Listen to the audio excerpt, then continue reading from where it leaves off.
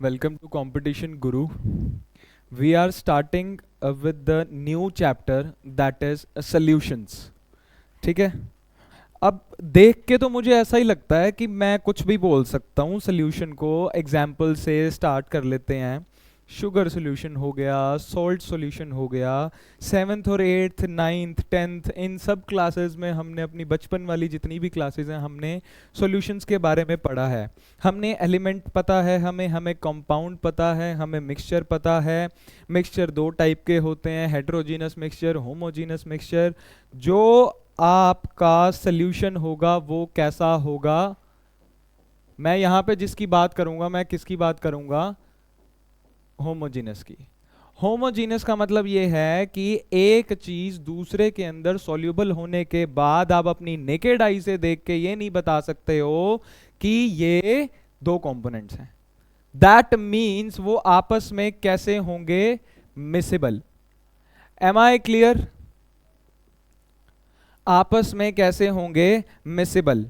तीन स्टेट्स होती हैं, तीन स्टेट्स ऑफ मैटर. यार ये क्या बोल रहा हूं मैं, states of matter. Solid, liquid, gas. सबको पता है.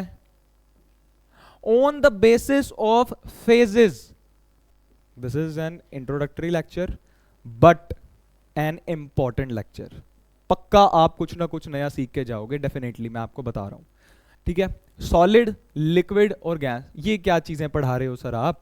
ठीक है. On the basis of states मैं आपको बोलूं 9 टाइप के सॉल्यूशंस होंगे. ठीक है. Solid in solid, solid in liquid, solid in gas. ठीक है. ऐसे ही liquid in solid, liquid in liquid, liquid in gas. Liquid in liquid का कोई एग्जांपल, 5th चैप्टर इमल्शंस सुना है. Oil in water, water in oil, है ना. इतना इंपॉर्टेंट और इतना कंफ्यूजिंग, है ना. ऐसे लिखते हैं ना उसको, oil in water, water in oil. Disperse phase, dispersion medium, है ना. क्या बोलते हैं, ऑयल इन वाटर, यानी कि जो आपका वाटर है वो क्या है, डिस्पर्शन मीडियम, और ओ क्या है, डिस्पर्स्ड फेज. ठीक है. ये बड़ा छोटा सा है सब, मतलब मन में आ गया, चलो मैंने डिस्कस कर लिया. ठीक है. सॉल्यूशंस पे वापस चलते हैं. और उसके बाद गैस इन सॉलिड. कोई है एग्जांपल, गैस इन सॉलिड. ओहो ये क्या चीज है, गैस इन सॉलिड. ये थोड़ा मैं ऑरली डिस्कस कर लूं ना, इसमें कुछ बहुत ज्यादा इंपॉर्टेंट नहीं है. या जो चीजें होंगी मैं बताऊंगा, जैसे कि अब गैस इन सॉलिड, मैं कुछ कुछ आपसे पूछ भी रहा हूं, कुछ कुछ मैं आपको बता भी दूंगा. गैस इन सॉलिड, बड़ा आपने ऑर्गेनिक के अंदर H2PD, सॉलिड सरफेस के ऊपर अपनी गैस को एब्जॉर्ब करा देते हो. H2PD पता है, ये वाला रिएजेंट रिडक्शन करने के काम आता है. H2Ni, PD हो गया, PT हो गया, hydrogenation of oils. Double bond पे नहीं करवाते इसको, C डबल बॉन्ड C लेते हो. मैं तो ऐसे ही चला जाया करूंगा. Gas in liquid, gas in liquid, जल्दी बताओ एग्जाम्पल. गैस इन लिक्विड, बढ़िया एग्जाम्पल, बढ़िया. आपको ये पता लग रहा है कि मैं ये बोल रहा हूं जो गैस इन लिक्विड, इसका मतलब क्या है, बताओगे मेरे को आप. गैस इन लिक्विड का मतलब बताओगे.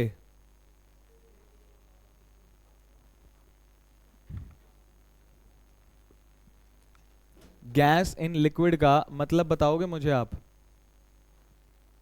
कि आपकी गैस को लिक्विड के अंदर मैंने क्या किया हुआ है, सोल्यूबल किया हुआ है. सोल्यूशन की बात कर रहे हैं. चलो पहले ये सुन लो यार, मुझे लग रहा है कि आपको थोड़ा सा और नीचे जाना पड़ेगा. सॉल्यूशन जो है किस किस से मिलके बना हुआ होता है भाई, सॉल्यूट और सॉल्वेंट. ठीक है. अब मैं NaCl की बात करूं, NaCl सोल्यूशन, वाटर सोल्यूशन की बात करूं मैं, अगर सॉल्ट सोल्यूशन की अगर मैं बात करूं आपसे, तो सॉल्वेंट क्या होगा जी उसके अंदर, वाटर. ऊपर से आपने एक्सटर्नल सब्सटेंस क्या डाला है, सोल्यूट. सोल्यूट यहां पे मैं क्या लूंगा, NaCl. रिपोर्ट ओके है या नहीं है.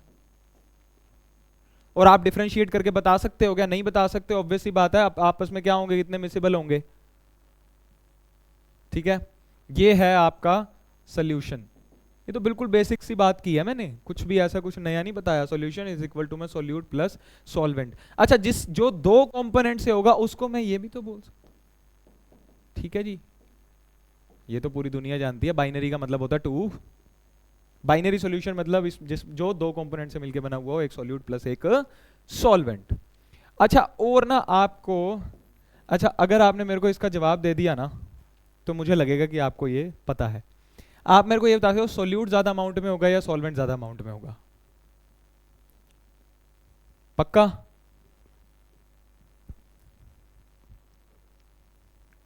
सॉल्वेंट। चलो ठीक है, सॉल्वेंट हमेशा किस में होगा? लार्ज अमाउंट में होगा। क्योंकि आप खुद सोचो, सॉल्यूशन आपने उसको क्यों बोला?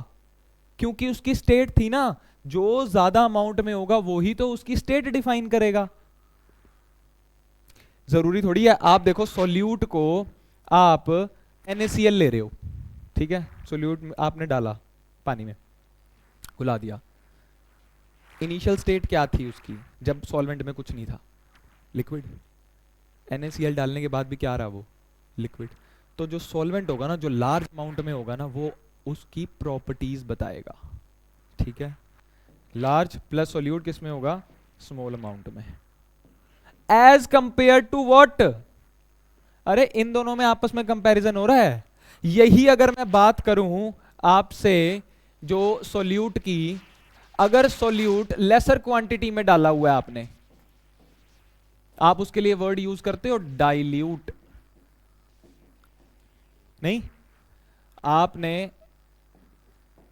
As compare to this higher quantity में डाला हुआ है। देख रहे हो कितनी छोटी सी टर्म्स हैं।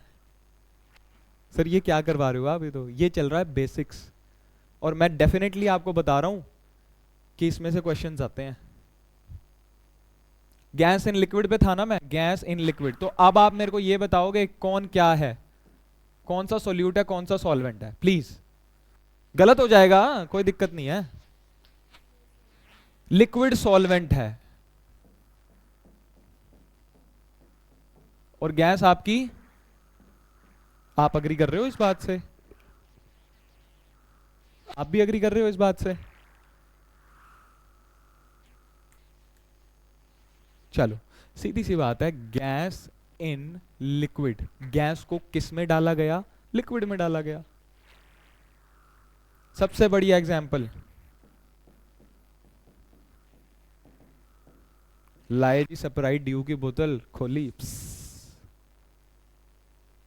अंडर हाई प्रेशर आप अपनी गैस को डिसॉल्व करते हो लिक्विड्स के अंदर। थोड़े वक्त के लिए अगर स्प्राइट या कॉक की बोतल को रख दो आप ओपन करके, तो उसके बाद उसका टेस्ट चेंज हो जाता है। मैंने अभी आपको बोला था प्रॉपर्टीज बताएगा आपको जो लार्ज अमाउंट में होगा। कितनी छोटी सी बात, और मैंने अपना एग्जांपल प्रूव भी कर दिया। टेस्ट चेंज हो जाता है ना आपका, तो सर मीठी मीठी रह गई। अब तो बहुत बार हुआ होगा आप लोगों के साथ। और यही अगर आप जो एब्रप्ट ला के और खोल के पी रहे हो तो उसका टेस्ट अलग होगा। समझ रहे हो?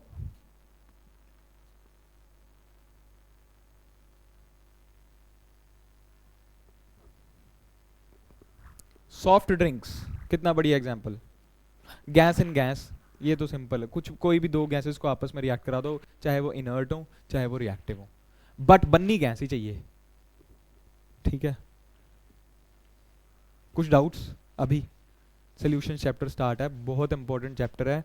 छोटी छोटी सी चीजें बात की हैं अभी मैंने, सिर्फ और सिर्फ प्राइमरी सोल्यूशन, ये सोल्यूशन वो सोल्यूशन, स्टेट्स, इसके बेसिस पे कितने सोल्यूशन होंगे? 9। एक के 3 है ना, एक के 3, 3 प्लस 3 प्लस 3 प्लस 3 9। चल जाएगा काम। प्लीज 2 मिनट लगाओ, इसको नोट करो।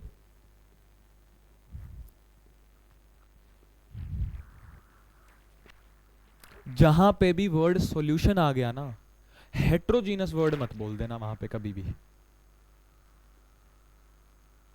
आपको लग रहा होगा कि ये क्या छोटी छोटी टर्म्स, सर ऐसे तो इंटरचेंजेबली यूज कर ही सकते हैं। नहीं, आप जहां पे भी बैठे होगे ना, आपकी वर्थ होगी वहां पे, वैल्यू की जाएगी आपकी, आपको ये छोटी छोटी चीजें पता है तो डेफिनेटली।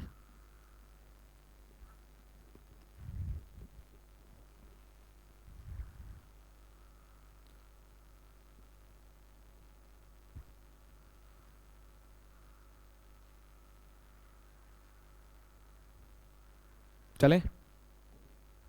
इसमें से अगर कुछ इंपॉर्टेंट लग रहा है तो जल्दी से।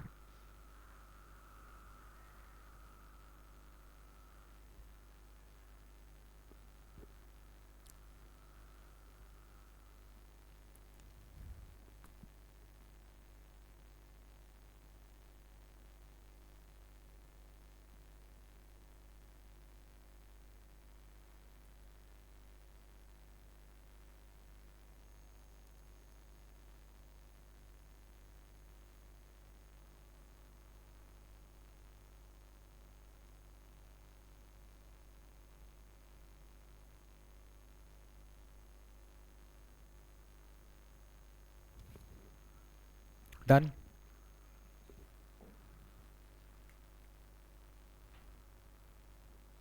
अरे बहुत आएंगे ये वाले एग्जांपल्स ना।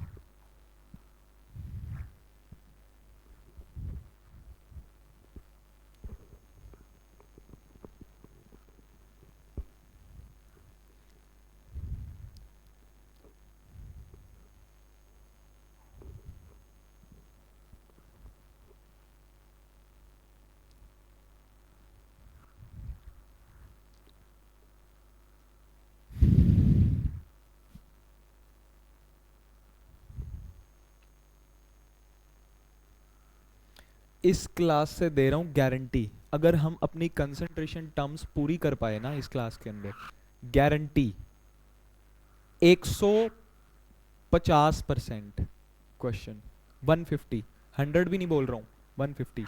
स्टार्ट कर रहा हूँ अपना लेक्चर कंसंट्रेशन टर्म से, मान के ये चल रहा हूँ कि आप लोगों ने नहीं पढ़ी होंगी कंसंट्रेशन टर्म्स। स्ट्रेंथ, मोलैरिटी पढ़ी है?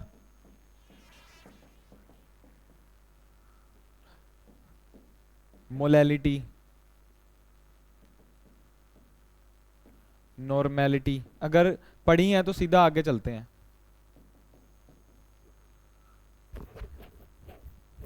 ठीक है, नॉर्मेलिटी के बाद आएगा आपका मोल फ्रैक्शन। बड़े अच्छे से पढ़ रखी होंगी आपने ये। यहां पे आपने पढ़े होंगे नंबर ऑफ मोल्स। ओहो हो, कितने छोटे छोटे क्वेश्चंस हैं ये। प्लीज मेरे को स्ट्रेंथ का फॉर्मूला बता दो। अगर स्ट्रेंथ का फॉर्मूला नहीं पता कोई दिक्कत नहीं है, एक डिस्कशन है, कुछ नहीं है। अगर स्ट्रेंथ का फॉर्मूला नहीं पता कोई दिक्कत नहीं है, बट आप डिफाइन कैसे करोगे what is strength? Anybody please? नहीं याद? याद नहीं है, करना तो पड़ेगा। ठीक है, चलिए जी स्ट्रेंथ पे सबसे पहले बात करते हैं। आपने कुछ amount in terms of mass, in terms of mass dissolve किया है in V litre of solution. Definition भी लिखवा रहा हूं, बिना डेफिनेशन के अपनी वो नहीं दूंगा, फॉर्मूला नहीं दूंगा, बिना फॉर्मूले के डेफिनेशन नहीं बताऊंगा, दोनों चीजें करूंगा। स्ट्रेंथ को रिप्रेजेंट करते हैं जी एस से। आपको बोला गया गिवन मास, चलो गिवन मास ना हो जाएगा बच्चों वाला थोड़ा सा।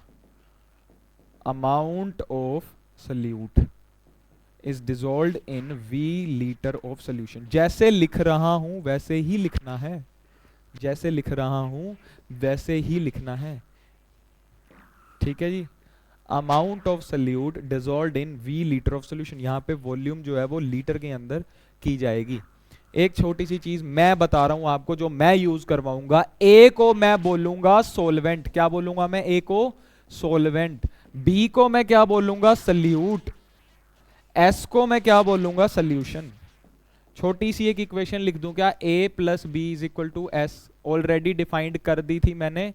सिंबल्स बता रहा हूं अपने क्या यूज करूंगा इस पूरे लेक्चर के अंदर, इस पूरी सीरीज के अंदर अपनी क्या यूज करूंगा। ए को बोलूंगा मैं सोल्यूट, बी को बोलूंगा मैं, सॉरी ए को बोलूंगा मैं सॉल्वेंट, बी को बोलूंगा मैं सोल्यूट। ठीक है जी, this is your formula of strength. ठीक है, आगे चलते हैं।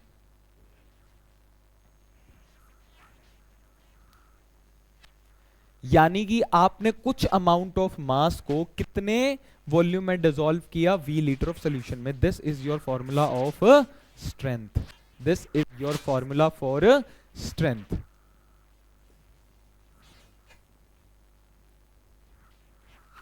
ठीक है जी, चलें आगे। Next is molarity, next is molarity, number of moles dissolved in, number of moles dissolved in v liter of solution, v liter of solution। लीजिए, molarity is represented by capital M, NB by Vs, number of moles of solute in v liter of, बच्चों वाली हरकत नहीं करूंगा कि यहां पे litre बोल दिया मैंने, पुट करना है एमएल में हो और आपको एमएल में पुट करना हो तो भैया प्लीज 1000 से मल्टीप्लाई कर देना। तो ये हरकत नहीं करवाई। लो यार लिख भी देता हूं, मोलैरिटी NB बाय VS जब ml में पुट करोगे तो 1000 से क्या करना पड़ेगा, मल्टीप्लाई। और गारंटी दे रहा हूं गलतियां सिर्फ इन जीरो में होंगी, सिर्फ इन जीरो में कि 1000 नहीं लिखा, 1000 लगाना भूल गए सर, ml को लीटर में नहीं कन्वर्ट किया। बाकी किसी को कोई प्रॉब्लम नहीं आती सॉल्यूशंस के अंदर, सॉल्यूशंस इतना इजी है मैं आपको बता नहीं सकता। दिक्कत कहां आएगी, कन्वर्जंस में। ठीक है, मोलैरिटी का क्या फॉर्मूला होगा, NB बाय VS। कोई हमको ये बता देगा NB का फॉर्मूला क्या होता है, number of moles of solute का फॉर्मूला क्या होगा, WB बाय MB। WB को बोला जाता है amount of solute, mass of solute. MB molar mass of solute, MB molar mass of solute. ठीक है जी, आज थोड़ा दिमाग जो है ना हिलेगा क्योंकि एकदम से सब कुछ ए बी होता रहेगा आज। ठीक है, बहुत सारे फॉर्मूलाज एक ही क्लास में डिस्कस करेंगे, कंसंट्रेशन टर्म्स।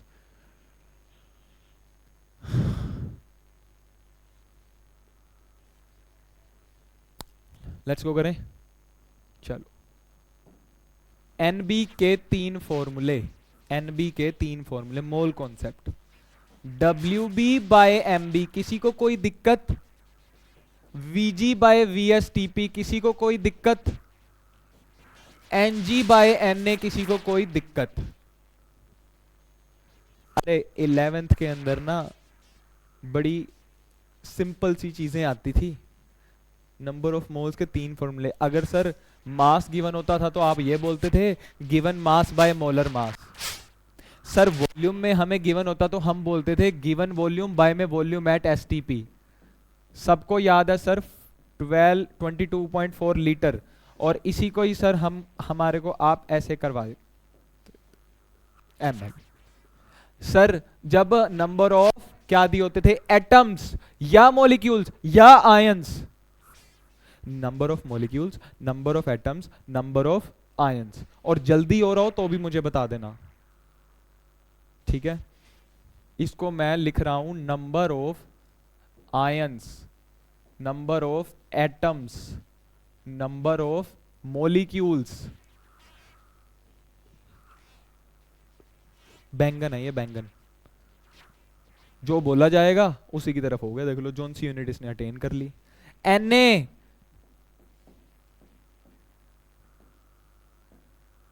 Okay report.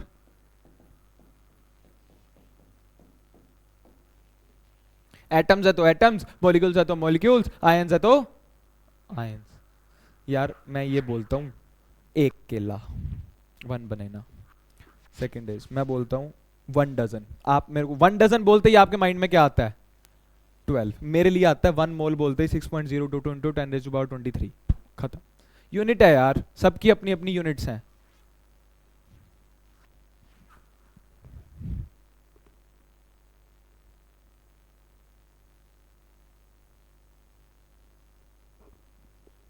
बहुत इंपॉर्टेंट, बहुत इंपॉर्टेंट, बहुत इंपॉर्टेंट। मोलैरिटी कर लिया नोट, मोलैरिटी हो गया नोट या पीछे जाना है मेरे को। नहीं, नॉर्मल टेम्परेचर प्रेशर अलग होता है। This is standard temperature pressure. आपने तो क्लास लगाई है मेरी। एनटीपी अलग यूनिट होती है, एनटीपी अलग यूनिट होती है। NTP is normal temperature pressure. जो टेम्परेचर होगा 37 डिग्री सेल्सियस होगा वहां पे, उसको केल्विन में कन्वर्ट कर लेना, ठीक है।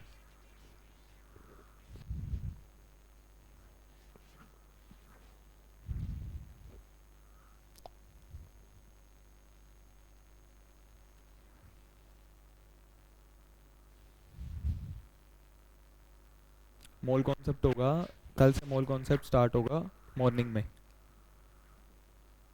9 to 10 वाली क्लास में, ठीक है। क्योंकि मोल कॉन्सेप्ट भी ज़रूरी है ना, पैरेलल चलते रहेंगे ना ज़्यादा समझ में आएगा वो भी, और ये भी। ये सोल्यूशन चलाया मैंने यहाँ पे। मोलैरिटी हो गया ना, नोट हो गया ना, मोलैरिटी हो गया, NB/Vs हो गया। अब चलते हैं किस पे, मोलैलिटी पे। Molality is represented by small m। बोलता है number of moles of solute is dissolved in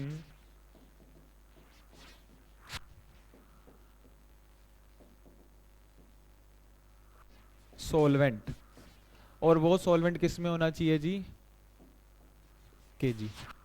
formula बना दूं अपना, small m is equal to NB/WA।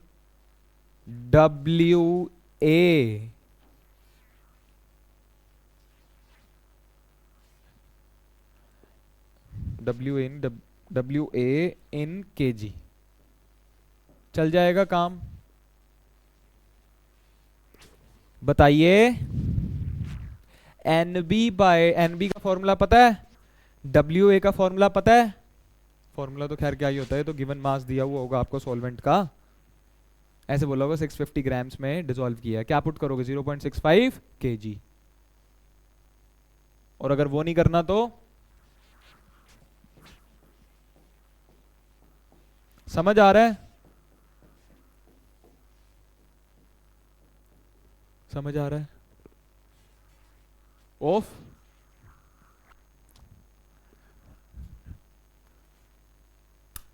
जहां जहां जा रहा हूं ना मैं आज, सब बंद करवा रहे हैं, मुझे पता नहीं क्यों गर्मी लग रही है। चलिए डन, ये दोनों चीजें ठीक है। मोलैलिटी हो गया, मोलैरिटी हो गया। अब चलते हैं थोड़े औखे पे, normality represented by capital N। Number of gram equivalents. Sir ये क्या नई टर्म है, अभी बताता हूं। Number of gram equivalents dissolve in VS litre of solution. चल जाएगा काम। फॉर्मूला बनाएं, capital N is equal to NG, अरे हैं तो सोल्यूट के ही, by VS in litre. Okay report. Sir NGB क्या है, नोट करो जल्दी से, फिर करें move.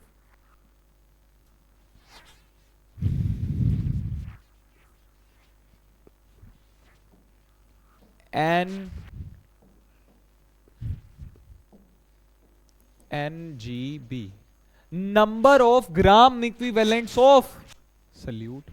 Number of gram equivalent of solute. Number of gram equivalents of solute. जो आपका Ng होगा, आपने ये पता है आपको, molar mass by N factor is equal to gram equivalent. सुना आपने, ये फॉर्मूला है। ग्राम इक्विवेलेंट निकालने के लिए मोलर मास को किससे डिवाइड करना होता है, N फैक्टर से। N फैक्टर क्या होता है, 3 टाइप का होता है, एसिड, बेस और सोल्ट। एसिड का मतलब होता है जितने वो H पॉजिटिव रिलीज करे। लेट अस से H2SO4 बोल दिया मैंने। H2SO4 कहता है ग्राम इक्विवेलेंट निकाल दो H2SO4 के। मोलर मास होगा सर 98। मेरा तो कैलकुलेटेड है, आप एक बार फिर चेक कर लेना। मेरा कैलकुलेटेड है 98। कितने एच रिलीज कर सकता है ये अपने? 2। तो ग्राम इक्विवेलेंट कितने आए एसिड के? 49। बेस का क्या होगा? जितने वो OH नेगेटिव रिलीज कर सकता है, बताने की जरूरत नहीं है। AlOH थ्राइस 3 के 3 निकालेगा। सोल्ट Al2SO4, इसके लिए क्या होता है सर? इसके लिए होती है कॉमन वैलेंसी। क्या होती है? Common valency. ये क्या नई चीज है सर? एग्जाम्पल ये ले रहा हूं, दे दूंगा टाइम। Al2SO4 थ्राइस, ठीक है। Al के इधर ये लिखूं, इधर ये लिख दूं, किसी को कोई दिक्कत आता नहीं डिफरेंशिएट करना? सोच लो। इसका चार्ज कितना है? +3। इसका चार्ज कितना है? -2। आपने माइनस नहीं देखना, आपने लगा देना मोड। इसका 3 है सर, इसका 2। ऐसे किस नंबर से मल्टीप्लाई करें कि इन दोनों का एक ही प्रोडक्ट आ जाए? इसको 3 से कर दूं, इसको, तो एन फैक्टर कितना आ गया? कॉमन वैलेंसी कितनी आ गई? दोनों का कॉमन नंबर क्या आ गया? और ये बहुत इंपॉर्टेंट है क्वेश्चन। पता है किस वजह से छूट जाता है? ग्राम इक्विवेलेंट नहीं पता होता है कि कैसे निकालना। अकेली चार्ज स्पीशीज है, लेटस से मैंने बोल दिया Cu2 पॉजिटिव। पहली बात तो वो आपको मत्था मारेगा ही नहीं कि आप खुद से निकालो ग्राम इक्विवेलेंट, बट जैम में आता है ये। जैम में ये चीज है पड़ी, ठीक है। और अगर मैं बात करूं आपसे, अगर कोई चार्ज्ड स्पीशीज है, कॉपर, कॉपर का मान लो कोई भी x वेट है, तो इसका एन फैक्टर कैसे करेंगे सर? जो इसका चार्ज होगा वो ही उसका क्या बन जाएगा? N factor. Charge is equal to N factor. किया आप लोगों ने यार रिडॉक्स। M+6 से M+3 में जा रहा है इलेक्ट्रो, क्रोमियम +3 से +2 में जा रहा है।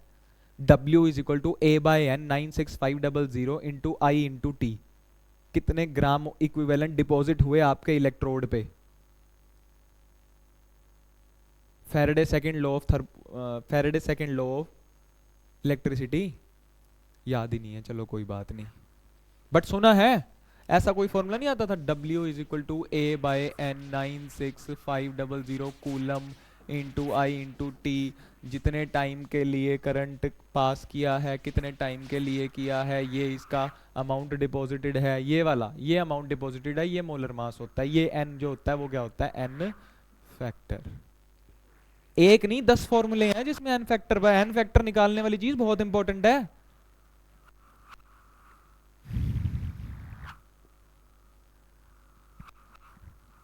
एक हो गया ये? हाँ हाँ वो तो कर देता हूँ, मेरे को लगा कि आपको वो करना है ना। एसिड के अलग, बेस के लिए अलग। एक चार चौथी चीज और भी लिख लेना, चार्ज जो है वो किसके बराबर हो जाएगा? एन।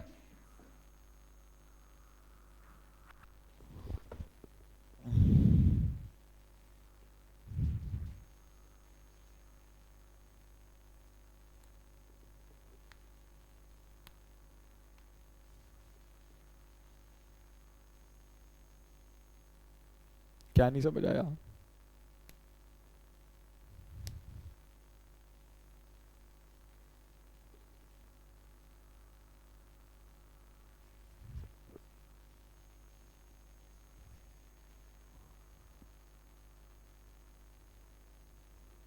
फॉर्मूला एक्सपैंड कर लोगे ना? किसमें क्या चीज पुट करनी है?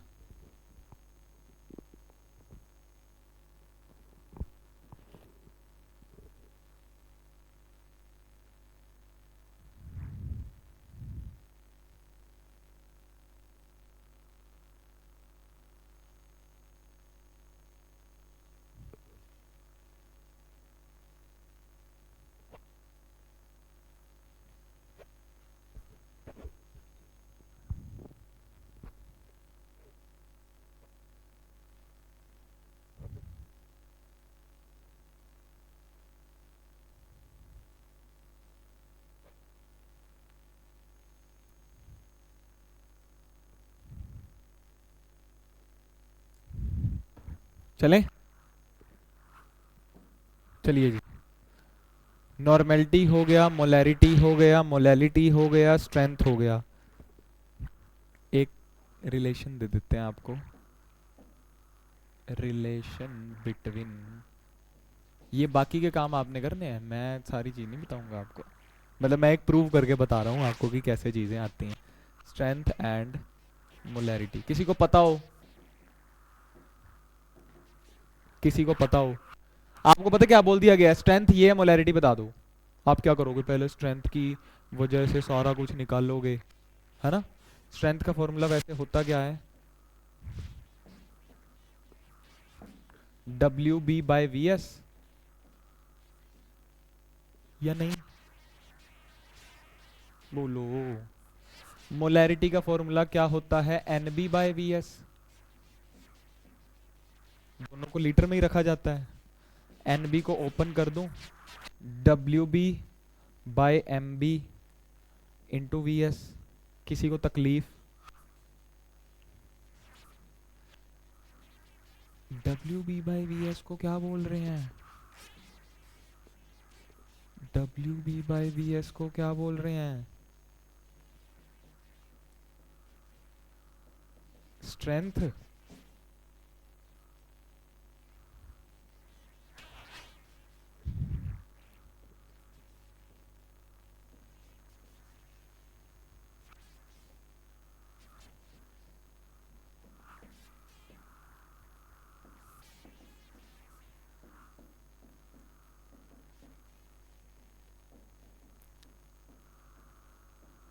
नहीं आया सर। कुछ नहीं किया यार, नर्सरी क्लास का काम किया अपन ने बस, जिसको जो बोलते हैं वो लिख दिया मैंने। आया समझ? कुछ नहीं करना। स्ट्रेंथ दी हुई हो आपको तो मोलर मास से डिवाइड कर देना, सीधा मोलैरिटी आ जाएगी। और अगर आपको बोला हुआ हो मोलैरिटी, मल्टीप्लाई कर लोगे। मोलैरिटी को किससे मल्टीप्लाई करना है? वो तो मोलैरिटी हो गया ना, मैं तो मल्टीप्लाई की बात कर रहा हूँ। गलत किया है कुछ? ठीक तो है?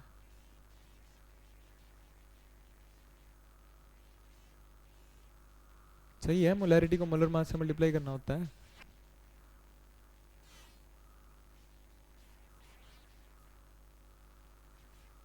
W B by V S को तो वैसे ही आप स्ट्रेंथ बोल रहे हो, W B by V S को मैंने स्ट्रेंथ ही तो बोला। मोलर मास से मल्टीप्लाई करवा दिया, मोलैरिटी को किसके बराबर आ गई? स्ट्रेंथ के बराबर। ठीक तो है? चलें? ऐसे ही देखो यार, मोलैरिटी, मोलैरिटी और नॉर्मेलिटी में क्या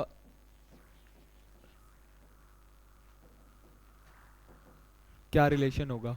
मोलैरिटी का फॉर्मूला होता है N B by V S, और नॉर्मेलिटी का मतलब क्या होता है? N B, N G B. मैं तो वैसे डायरेक्ट लिखता N G B, N G, चलो पहले लिख देता हूँ, N G B by V S. Okay report? ठीक है।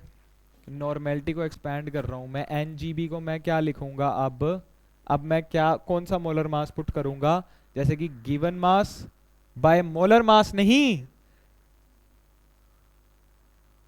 Molar mass by divide by आएगा ना, एन फैक्टर। अरे मैं एन बी को ओपन कर रहा हूं, W B by M B को एन बी लिखते थे, ये देखो, W B by, W B by M B molar mass into में वी एस, इसको मैंने ओपन करके ये लिखा है। आपको समझ आ रही है? यहां पे मैं लिखूंगा W B by molar, molar mass by N factor होता है ग्राम, बाय क्या? N factor. जो डिवाइड में आएगा वो ऊपर आगे किस में हो गया? मल्टीप्लाई में। नहीं आया?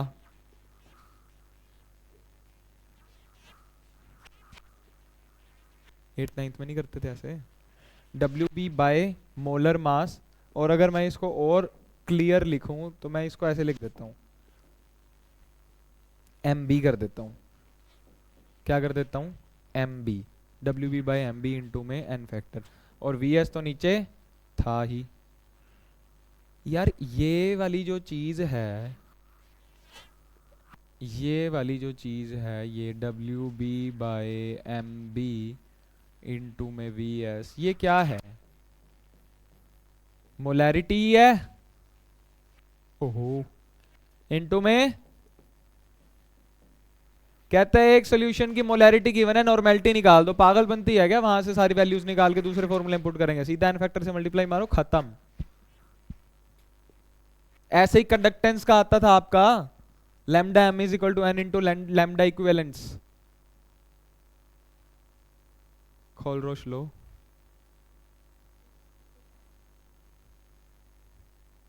ठीक है, ये वाला रिलेशन ये आ गया समझ। नॉर्मेलिटी दी हुई है, मोलैरिटी निकालनी है, मोलैरिटी दी हुई है, नॉर्मेलिटी निकालनी है।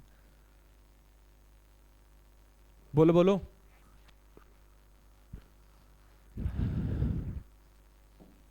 चलें, अब इस तरह के रिलेशंस आप निकाल सकते हो ना, वैसे तो सारे हो ही गए हैं।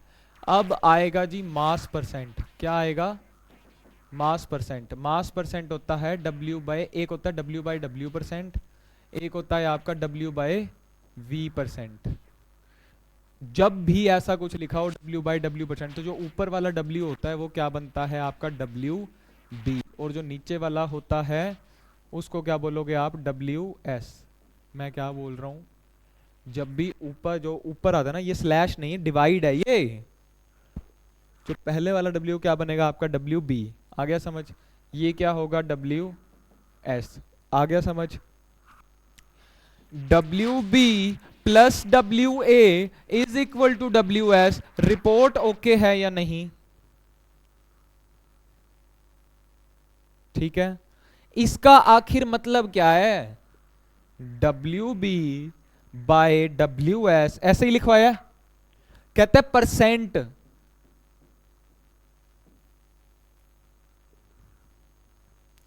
जब भी आपको लिखा हुआ हो ना 28% W बाय W, इसका मतलब है WB कितना है? 28 ग्राम्स। और जो नीचे है वो क्या है? WS। WS कितना है? 100 ग्राम्स। क्योंकि मैंने बोल दिया ना W बाय W परसेंट 28%। यार 28% को क्या बोलोगे? 28% का आखिर मतलब क्या होता है? 28 बाय 100। और ये तो इसके इक्विवेलेंट है, तो ये किसके बराबर आ गया? WS। यहां से WA निकाल लोगे क्या? WS is equal to WB plus WA। बहुत इंपॉर्टेंट। WS कितना था यहां से? 100। WB कितना था? 28 प्लस WA। WA कितना आया? 100 माइनस 28, कितना आया? ग्राम्स।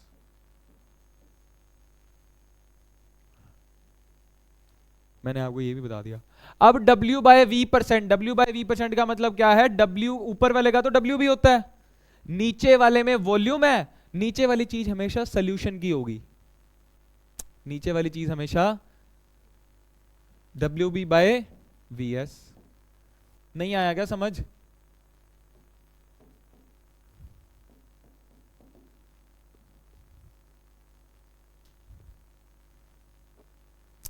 ऐसे लिखा हुआ है 28% W बाय V परसेंट। भाई इसका मतलब है 28 by 100 is equal to W by V। और W किस में होता है? B में, ग्राम में होगा ना, समझ गए हो? WB बाय VS, यानी कि यहां से WB कितना आया? 28, और V 28 ग्राम, और VS कितना आया? 100 ml। अब सुनो सर, फिर WB आपने 28 निकाला, WS आपने 100 ml निकाला, हम WA कैसे निकाल लेंगे यहां से? WS तो नहीं, VS। WS तो अपने पहले वाले में निकाला था, ml है ना, वॉल्यूम पुट करनी पड़ेगी। ठीक है जी। इसके लिए आपको दिया हुआ होगा रो एस। रो एस क्या होता है? Density of solution. डेंसिटी का फॉर्मूला क्या होता है? मैं भूल गया। Mass by volume, very good. Rho S is equal to WS upon VS, क्योंकि मास ऑफ सॉल्यूशन को WS ही तो बोलते हैं। जब आपको डेंसिटी गिवन होगी और उसको मल्टीप्लाई कर दोगे आप Vs से, ये क्या हो गया Ws, यहां से Ws निकल आएगा, यहां से Ws निकल आएगा, Ws is equal to WA plus WB। WB तो आपके पास था ही, Ws आपने इस फॉर्मूला से निकाल लिया, बचा क्या W निकल जाएगा। हेलो,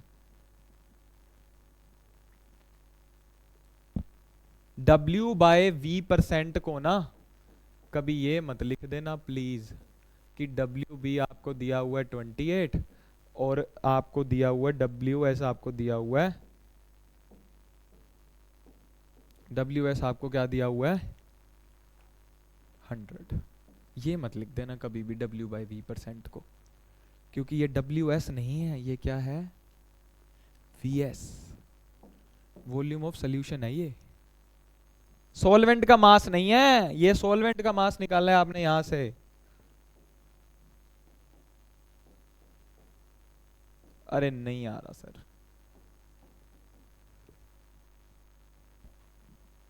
बहुत इंपॉर्टेंट है, मैं सच बोल रहा हूँ बहुत इंपॉर्टेंट है। देखो V बाय V% लिखा जाए, क्या लिखा जाए V बाय V, ऊपर क्या होगा VB, नीचे क्या आएगा VS, ये तो है ही सीधा 100 ml। अगर मैं यहाँ लिख रहा हूँ 18%, 18% का मतलब ये है VB कितना है, यानी कि वॉल्यूम ऑफ सोल्यूट कितना है 18 ml, ये लिक्विड लिक्विड वालों के लिए होगा। और ये कितना हो गया 100 ml, VA निकालना है तो कितना आ गया 100 में से 18, समझ रहे हो। चल दें, अच्छा हाँ नोट कर लो प्लीज, ये लो, यहां से करना है ना, वेरी गुड।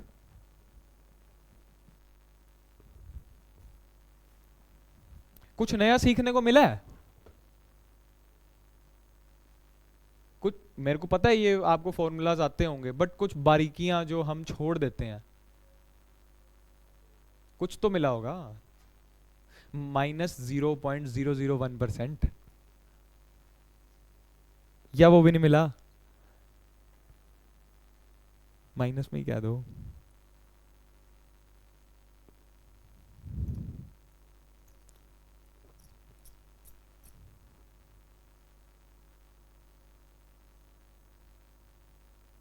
ये डिफरेंस क्लियर करवाना बहुत जरूरी था, बाद में न्यूमेरिकल्स में फंसते।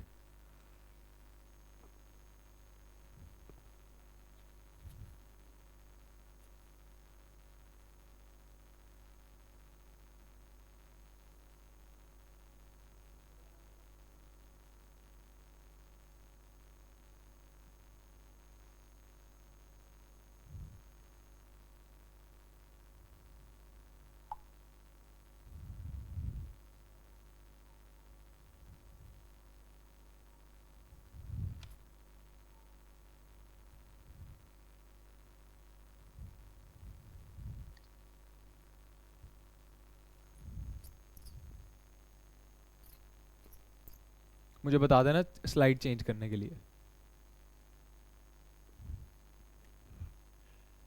जब हमें भी ये चीज मिली थी ना ऐसे बारीकी से, तो बड़ा मजा आया था कि आज के बाद कभी गलत नहीं होगा।